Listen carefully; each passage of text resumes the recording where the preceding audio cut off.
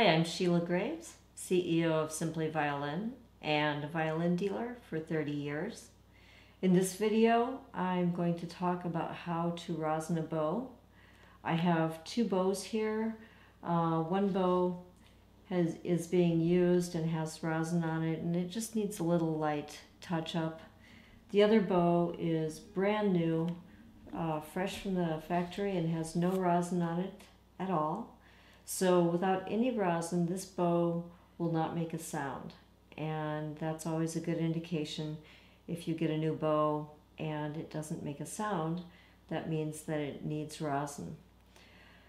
Ordinarily, if you're buying a bow from a violin dealer, what they'll do is they'll actually start the hair or the rosin.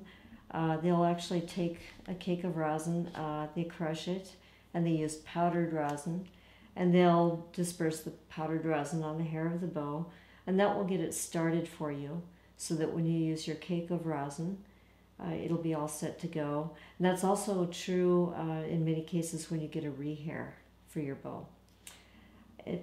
Today we don't have any powdered rosin, so I'm just going to have to do this with a cake of rosin. And all we do is make sure that there's some tension on the hair, and that we do by turning the bow screw to the right to tighten the hair. And then I just grab my cake of rosin and I just start rubbing it into the hair.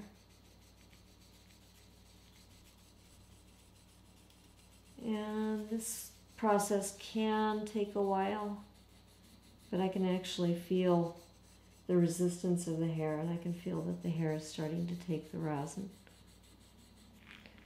And then we just kind of keep moving down the hair. And on this is a cello bow. I'm going in a back and forth motion with the rosin, as you can see.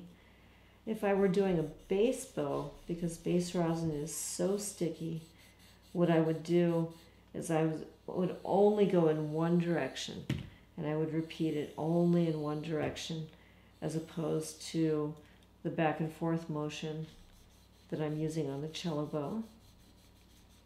And I can actually just see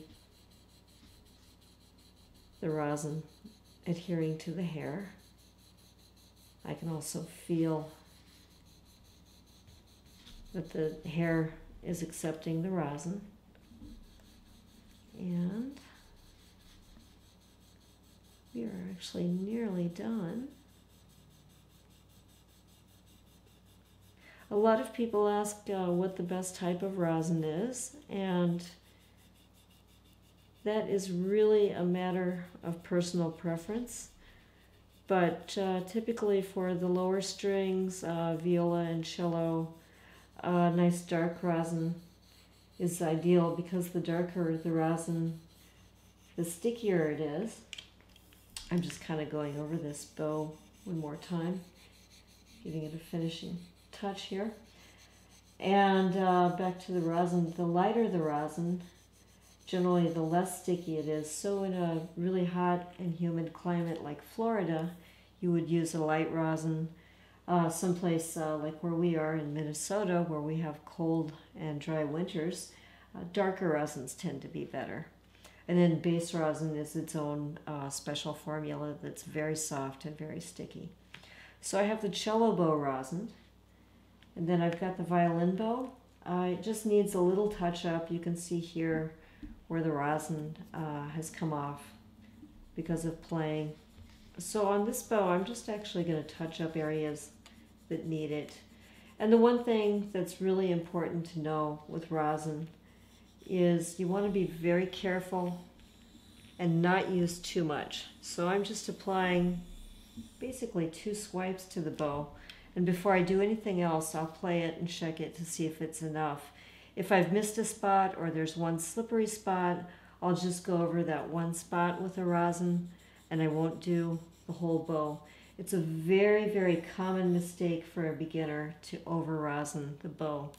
And you don't want, when you're playing, a big puff of rosin coming off the strings. You want just enough rosin on the bow so that the bow It doesn't slip on the strings so that it grabs the string and pulls a long and even sound. And it's just that simple.